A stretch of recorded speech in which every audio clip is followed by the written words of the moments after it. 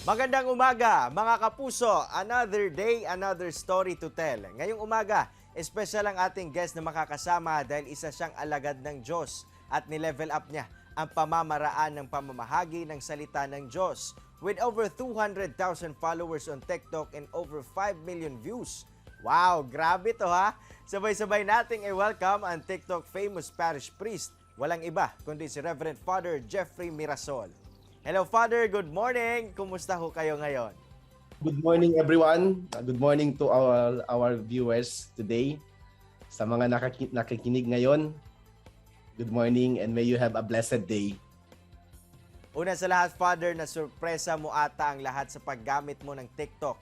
Parang hindi kasi common sa mga pari na mag-TikTok. Hindi naman sa bawal or mali, pero bakit nyo po naisipan na gamitin ang TikTok app? Paano po ito nagsimula? It started last year when it was still pandemic time. So everyone was still in confinement. So hindi makalabas, walang misa. So I thought of something that I could use the media to communicate the word of God. So I started by making a daily gospel reflections, and then I'm also uploading these reflections on my Facebook account. So my Facebook account din ako, and then it started from there. And then after that, I also thought of uploading it in TikTok kasi nakikita ko man yung trend sa Facebook na maraming mga kabataan na nagti-TikTok. So from Facebook, and then from time to time I'm also using the medium of TikTok account to upload the daily gospel reflection. While scrolling through your TikTok profile, Father, nakita ko na iba't ibang klase ng prayers po ang ibinabahagi nyo sa mga tao. Sa tingin nyo po, Father, with this TikTok app, how can your videos be helpful sa lahat? You know, one of the many requests, prayers ngayon sa mga tao, yung prayer for financial blessing. Yun, doon ko nakita yung need of yung current state ng mga tao, yung mga desires nila, na at the end of the day, they also seek for prayer and guidance. And then yung situations nila, no, especially when I make a prayer for the day. Actually, when I do the prayer, I do it spontaneously. I don't think about it.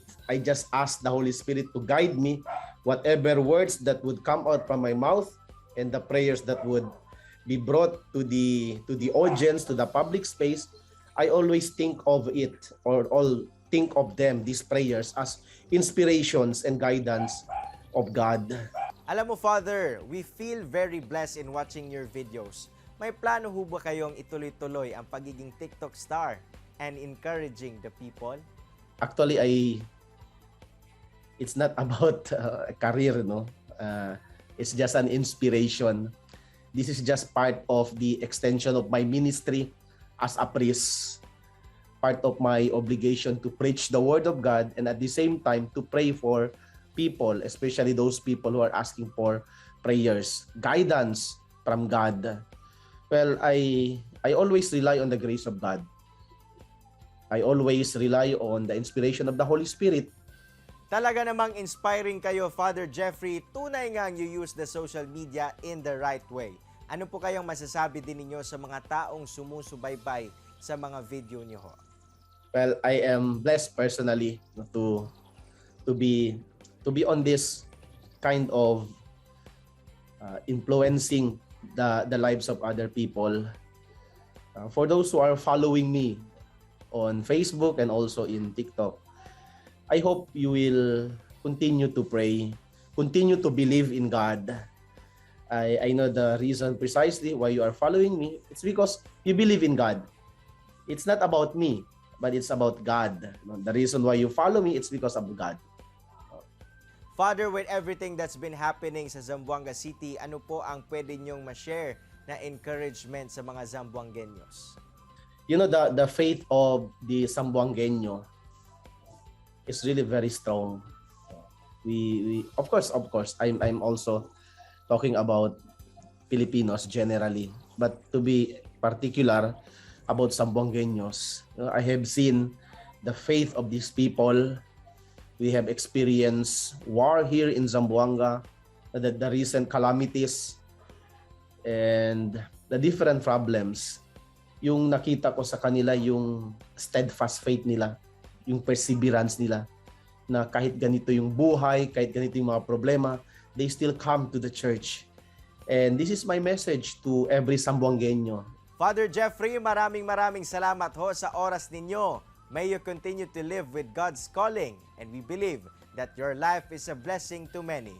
Muli, salamat sa iyo, Reverend Father Jeffrey Mirasol. Thank you so much. God bless you. Mga kapuso, chillax lang mo, kay mo balik pa ang At Home with GMA Regional TV. Kini ang At Home with GMA Regional TV.